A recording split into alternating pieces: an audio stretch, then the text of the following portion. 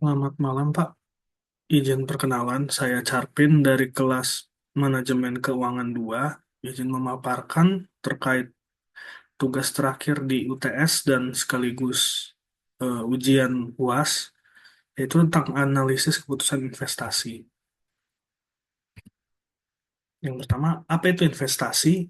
Investasi adalah kegiatan mengalokasikan sumber daya, biasanya dalam bentuk uang ataupun aset, dengan harapan memperoleh keuntungan atau pengembalian di masa depan. Investasi dilakukan oleh individu, perusahaan, atau lembaga yang untuk mencapai berbagai tujuan keuangan seperti pertumbuhan kekayaan, pendapatan pasif, atau perlindungan nilai aset terhadap inflasi. Ada tiga jenis investasi, yaitu investasi finansial yang melibatkan instrumen keuangan seperti saham, obligasi, reksadana, atau aset digital.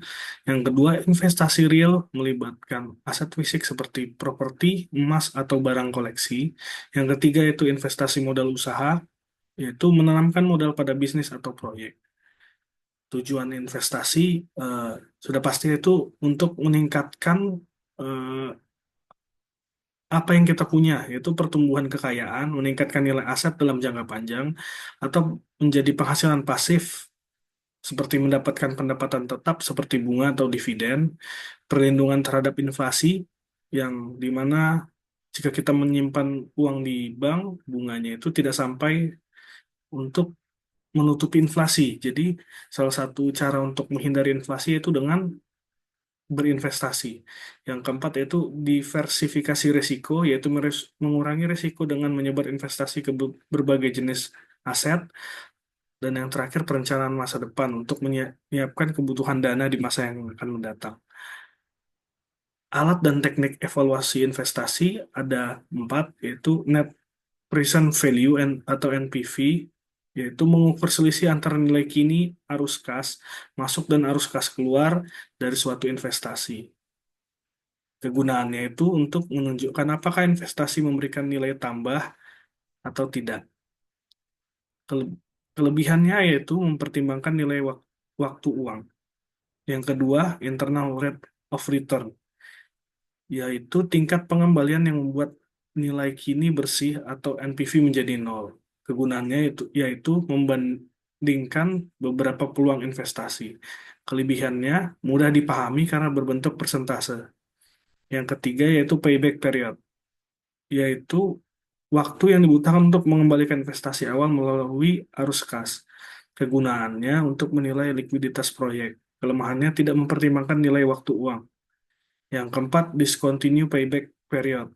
Definisinya yaitu versi payback period yang mempertimbangkan nilai waktu uang. Kelebihannya lebih realistis dan menilai waktu uang pengembalian investasi.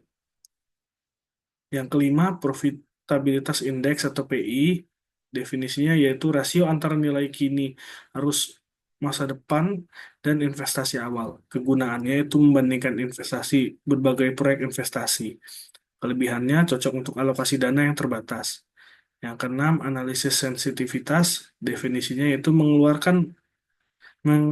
mengevaluasi dampak perubahan pada variabel tertentu terhadap hasil investasi. Kegunaannya mengidentifikasi faktor penting paling berpengaruh terhadap keberhasilan investasi. Yang ketujuh, simulasi Monte Carlo. Definisinya yaitu teknik menggunakan simulasi untuk memprediksi berbagai hasil investasi berdasarkan input variabel acak. Kegunaannya menganalisis risiko dan ketidakpastian investasi. Yang kedelapan yaitu value added atau EVA. Definisinya itu mengukur sejauh mana investasi menciptakan nilai tambah di luar biaya modal. Kegunaannya mengevaluasi efisiensi penggunaan modal.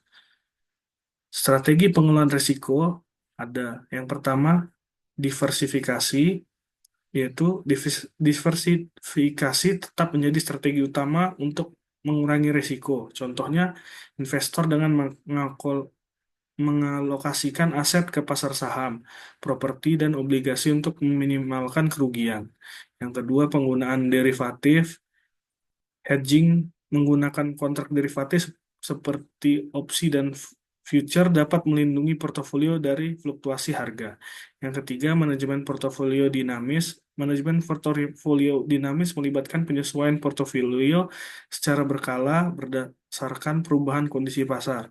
Yang keempat, analisis data dan teknologi. Penggunaan big data atau AI memungkinkan prediksi yang lebih akurat, membantu investor mengidentifikasi risiko potensi lebih awal. Analisis risiko dalam keputusan investasi. Jenis-jenis risiko yaitu risiko pasar, kredit, likuiditas, inflasi, suku bunga, sistemik, dan non-sistemik. Yang kedua, alat analisis risiko atau VAR, stress testing, dan simulasi Monte Carlo. Yang ketiga, strategi manajemen risiko yaitu diversifikasi, hedging, monitoring, dan evaluasi. Sekian presentasi dari saya. Terima kasih.